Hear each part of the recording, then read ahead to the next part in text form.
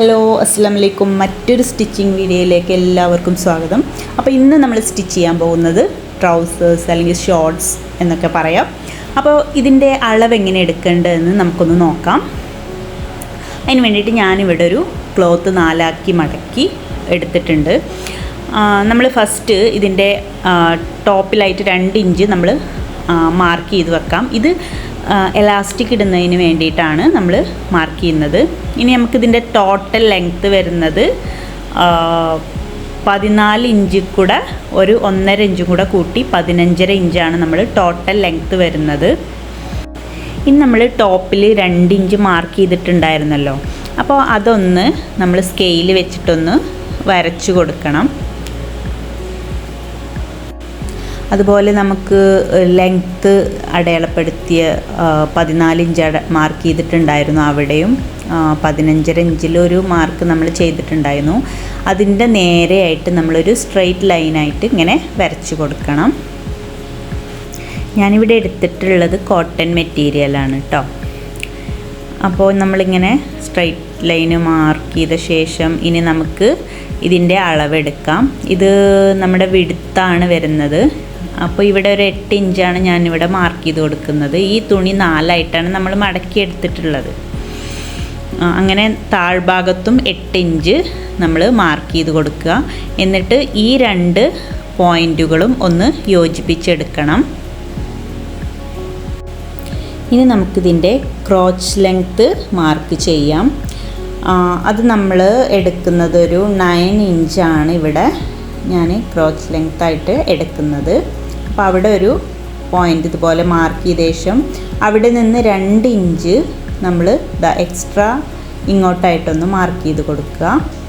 പിന്നെ ഒരു 1.5 ഇഞ്ച് അടയാളപ്പെടുത്തിയ ശേഷം ഈ ഭാഗം ഒന്ന് ഷേപ്പ് ചെയ്ത് കൊടുക്കണം. അപ്പോൾ ഇനി നമ്മൾ ഈ ഒരു പോയിൻറ്റിൽ നിന്ന് നമുക്ക് താഴോട്ട് നമ്മൾ നേരത്തെ വരച്ചിട്ടുണ്ടായിരുന്നല്ലോ, 8 ഇഞ്ച് അടയാളപ്പെടുത്തിയിട്ടുണ്ടായിരുന്നു, അവിടേക്ക് ഒരു സ്ട്രെയിറ്റ് ലൈനായിട്ട് വരച്ചെടുക്കണം. പിന്നെ ഇവിടെ നിന്നൊരു 1/2 ഇഞ്ച് നമ്മൾ മാർക്ക് ചെയ്യാം. അങ്ങോട്ട് ആ 1/2 ഇഞ്ചിൽ നിന്ന് നമ്മുടെ ഈ സെൻറ്ററിലേക്കായിട്ടൊരു ലൈന് ഇതുപോലെ വരച്ച് കൊടുക്കണം. ഇത് നമുക്ക് അടിഭാഗം ഒന്ന് ഷേപ്പ് ചെയ്ത് കിട്ടാൻ വേണ്ടിയിട്ടാണ് നമ്മൾ മാർക്ക് ചെയ്യുന്നത്. ഇനി നമുക്കിതിനെ ഒന്ന് കട്ട് ചെയ്തെടുക്കാം. ഇനി നമുക്ക് ഇതിൻ്റെ മുകൾ ഭാഗം ഒന്ന് മടക്കി വെച്ച ഭാഗം ഒന്ന് കട്ട് ചെയ്ത് ഒഴിവാക്കാം. അങ്ങനെ ഞാനിതിൻ്റെ നല്ല വശങ്ങൾ രണ്ടും ഒരുമിച്ച് വെച്ച് ഉള്ളിലേക്ക് വരുന്ന രീതിയിൽ ഒരുമിച്ച് വെച്ച ശേഷം നമുക്കിതിൻ്റെ ക്രോച്ച് ഈ ഭാഗത്ത് കൂടെ ഒന്ന് സ്റ്റിച്ച് ചെയ്തെടുക്കാം. 1-2 പ്രാവശ്യമൊക്കെ സ്റ്റിച്ച് ചെയ്ത് എടുക്കാം. അങ്ങനെ ആകുമ്പോൾ ക്രോച്ചിൻ്റെ ഭാഗം വിട്ടു പോവാതിരിക്കാൻ വേണ്ടിയിട്ട് അങ്ങനെ ചെയ്യുന്നത് നല്ലതാണ്. പിന്നെ നമ്മൾ ഇതുപോലെയുള്ള ഷോർട്ട്സൊക്കെ സ്റ്റിച്ച് ചെയ്യാൻ പഠിച്ചാൽ നമുക്ക് തന്നെ ഇങ്ങനെ കട്ട് പീസൊക്കെ വരുമ്പോൾ കുട്ടികൾക്ക് വേണ്ടിയിട്ട് ഷോർട്ട്സൊക്കെ സ്റ്റിച്ച് ചെയ്യാൻ സാധിക്കും കേട്ടോ. അപ്പോൾ ക്രോച്ചിൻ്റെ ഭാഗം നമ്മൾ സ്റ്റിച്ച് ചെയ്ത് കഴിഞ്ഞിട്ടുണ്ട്. ഇനി നമുക്കിതിനെ ഈ സ്റ്റിച്ച് ചെയ്ത ഭാഗം സെൻറ്ററിൽ വരുന്ന രീതിയിൽ ഇതുപോലെ ഒന്ന് വെച്ച ശേഷം നമുക്ക് ഈ ഭാഗത്തു കൂടെ ഒന്ന് സ്റ്റിച്ച് ചെയ്തെടുക്കണം. അതുപോലെ തന്നെ നമ്മുടെ ഈ ഷോർട്ട്സിൻ്റെ അടി ഭാഗം ഇതുപോലെ 2 ആക്കി മടക്കി വെച്ച ശേഷം ആ ഭാഗം ഒന്ന് സ്റ്റിച്ച് ചെയ്തെടുക്കണം.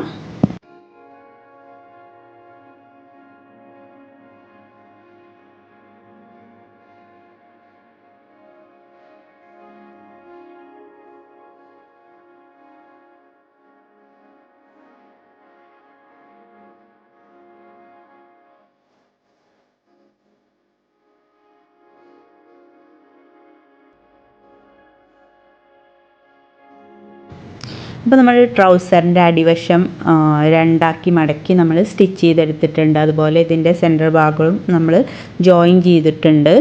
ഇനി നമുക്ക് ഇതിനൊന്ന് മറിച്ചിട്ട് കൊടുക്കാം.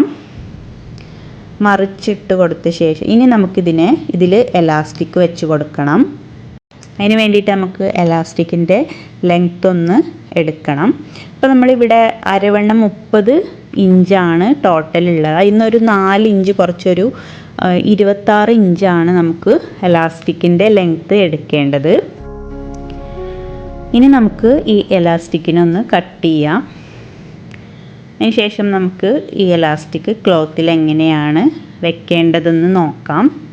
ഞാനിവിടെ ക്ലോത്തിൽ ഒരു 1/4 ഇഞ്ച് ഭാഗം ക്ലോത്തിലേക്ക് വരുന്ന രീതിയിലും ആണ് നമ്മൾ ഇതുപോലെ ഈ കാണിച്ച പോലെ ഒന്ന് സ്റ്റിച്ച് ചെയ്തെടുക്കണം.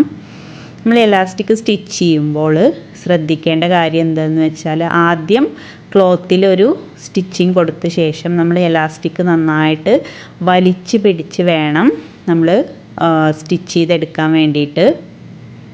അത് പ്രത്യേകം ശ്രദ്ധിക്കുക.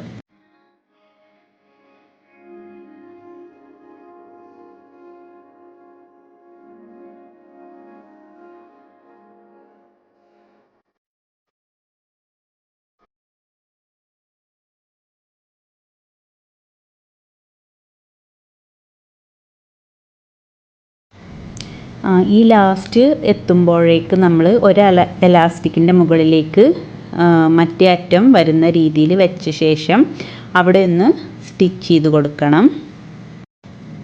1-2 സ്റ്റിച്ച് ഇട്ട് കൊടുക്കാം.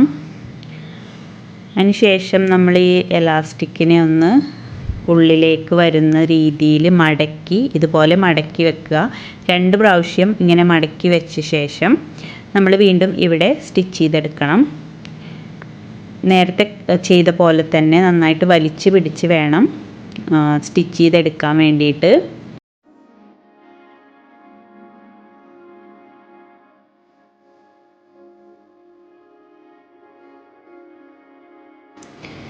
ഇനി നമുക്കിതിൻ്റെ നടുഭാഗത്തു കൂടെ ഒരു സ്റ്റിച്ചും കൂടെ നമുക്ക് കൊടുക്കാം. ഇത് നിർബന്ധമില്ല കേട്ടോ, വേണമെങ്കിൽ ചെയ്താൽ മതി. ഒറ്റ സ്റ്റിച്ചായാലും കുഴപ്പമില്ല. ഞാൻ ഒന്നും കൂടെ ഇതിൻ്റെ നടുഭാഗത്തു കൂടെ ഒരു സ്റ്റിച്ചും കൂടെ കൊടുക്കുന്നുണ്ട്. അപ്പോൾ നമ്മൾ വീട്ടിൽ ബാക്കി വരുന്ന കട്ട് പീസൊക്കെ ഉപയോഗിച്ചിട്ട് തന്നെ നമുക്ക് ഇതുപോലൊരു ട്രൗസർ സ്റ്റിച്ച് ചെയ്തെടുക്കാം. ഇത് സ്റ്റിച്ച് ചെയ്തെടുക്കാൻ വളരെ ഈസിയാണ്. അപ്പോൾ ഇതാണ് ഇതിൻ്റെ ഫൈനൽ ലുക്ക് വരുന്നത്. എല്ലാവരും തീർച്ചയായിട്ടും ട്രൈ ചെയ്ത് നോക്കുക. വളരെ എളുപ്പമാണിത് സ്റ്റിച്ച് ചെയ്തെടുക്കാൻ വേണ്ടിയിട്ട്. അപ്പോൾ ഓക്കെ, ബായ്.